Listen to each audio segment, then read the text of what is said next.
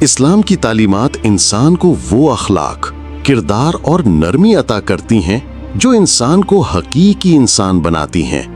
جب عرب میں اسلام نہیں آیا تھا تو معمولی باتوں پر لڑائیاں ہوا کرتی تھیں۔ کوئی گھوڑے کو پہلے پانی پلا دے یا کسی اونٹ نے پہلے پانی پی لیا تو اس پر قبیلوں میں جنگ چھڑ جاتی تھی۔ یہی وہ دور تھا جب بیٹیوں کو زندہ دفن کرنا عام تھا۔ انسانیت مٹی میں دفن ہو چکی تھی۔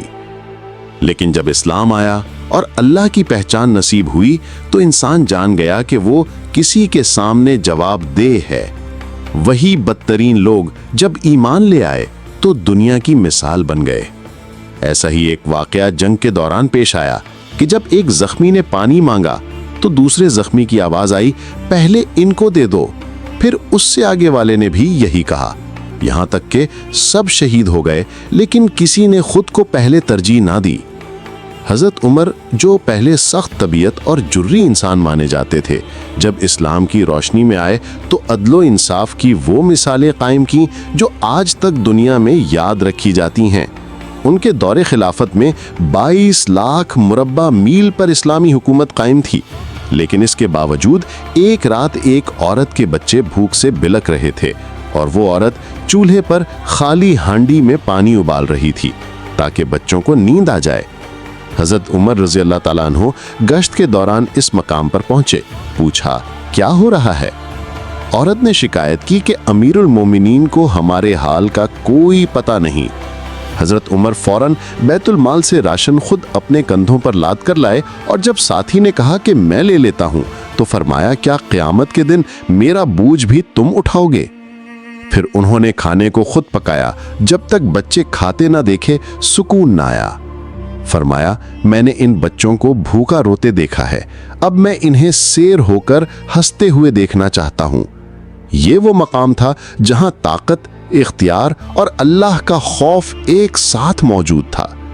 ایک اور واقعے میں ایک عورت نے حضرت عمر کو راستے میں روک کر سخت لہجے میں نصیحت کی اور آپ خاموشی سے سنتے رہے۔ جب کسی نے عرض کیا کہ امیر المومنین یہ تو سختی سے بول رہی ہے، تو حضرت عمر نے فرمایا، یہ وہ عورت ہے جس کی بات اللہ نے 7ویں آسمان پر سنی، تو عمر کون ہوتا ہے جو اسے نہ سنے؟ یہ عدل، انکساری اور بندگی کی انتہا ہے۔ کوئی طاقتور حکمران بھی اتنا عاجز ہو جائے، یہ صرف اللہ کے خوف کا نتیجہ ہے۔ اسلام یہ سکھاتا ہے کہ کوئی بھی اختیار اللہ کی طرف سے آتا ہے، کوئی بھی دولت، عہدہ، شہرت، یہ سب امانتیں ہیں۔ حضرت عمر کو جب اقتدار ملا تو وہ جانتے تھے کہ اللہ کے سامنے ہر چیز کا حساب دینا ہے۔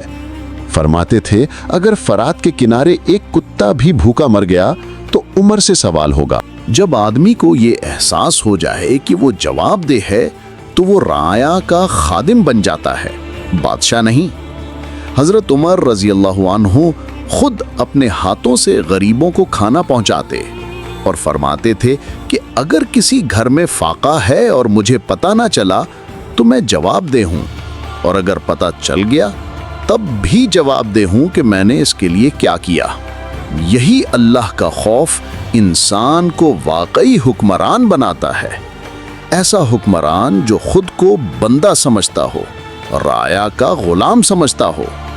ایک واقعہ بیان کیا جاتا ہے کہ روم کے بادشاہ نے مسلمانوں کی فتوحات دیکھ کر کہا کہ عرب بدوؤں کے پاس نہ وسائل تھے نہ زمین، تو یہ اتنی فتوحات کیسے کر رہے ہیں؟ جواب آیا، ہم روٹی یا پانی کے لیے نہیں لڑ رہے، ہم اللہ کی رضا کے لیے لڑ رہے ہیں۔ آج کے زمانے میں جب ہم مسلمان اپنے حکمرانوں پر تنقید کرتے ہیں تو یہ نہ بھولیں کہ ہم خود کتنے ذمہ دار ہیں۔ کیا ہم نے اپنے گھروں، محلوں، معاشرے میں کوئی ذمہ داری ادا کی؟ مفتی صاحب فرماتے ہیں کہ جب کوئی بڑا تمہیں نصیحت کرے تو خاموشی سے سنو، فوراً جواب دینا بدتمیزی ہے۔ یہی تعلیم والدین کے ساتھ، اساتذہ کے ساتھ، بزرگوں کے ساتھ، حتیٰ کہ عوام کے ساتھ بھی حسن اخلاق سکھاتی ہے۔ حضرت عمر رضی اللہ عنہ کا ایک اور واقعہ یہ ہے کہ ایک عورت نے اس کے شوہر نے زہار کے الفاظ سے اپنی ماں جیسا قرار دے دیا۔ اس دور میں یہ طلاق کا بدترین انداز تھا۔ وہ عورت بار بار نبی صلی اللہ علیہ وسلم کے پاس آئی کہ کوئی راستہ نکالا جائے۔ نبی صلی اللہ علیہ وسلم خاموش رہے، یہاں تک کہ قرآن نازل ہوا۔ اللہ نے سن لی اس عورت کی فریاد جو اپنے شوہر کے بارے میں نبی سے جھگڑ رہی تھی۔ حضرت عمر رضی اللہ عنہ نے جب وہ عورت دیکھی تو ادب سے کھڑے ہو گئے اور فرمایا، یہ وہ عورت ہے جس کی بات اللہ نے سنی تو عمر کی کیا حیثیت کہ نہ سنے۔ یہی وہ اسلامی عدل ہے جو اسلام کو باقی نظاموں سے ممتاز کرتا ہے۔ حضرت عمر رضی اللہ عنہ جب کسی بچے کو بھوکا دیکھتے تو چین سے نہ بیٹھتے۔ آج بھی اگر ہم اپنی ذمہ داری سمجھیں تو نہ معاشرے میں جرم ہو، نہ فقر، نہ ظلم۔ آخر میں مفتی طارق مسعود صاحب نے فرمایا کہ ہم آج نیکی کو بھی اپنے تکبر کا ذریعہ بنا لیتے ہیں۔ جیسے کوئی کہے کہ میں تو شراب نہیں پیتا، سگریٹ نہیں پیتا، لیکن وہ نیکی بھی اللہ کے احسان سے ہے۔ اگر ایک دن کے لیے اسلام ہم سے چھین لیا جائے تو ہم بھی وہی گناہوں میں ڈوب جائیں گے جو دوسروں کو برا کہتے ہیں۔ اس لیے نیکی پر فخر نہ کرو، شکر ادا کرو۔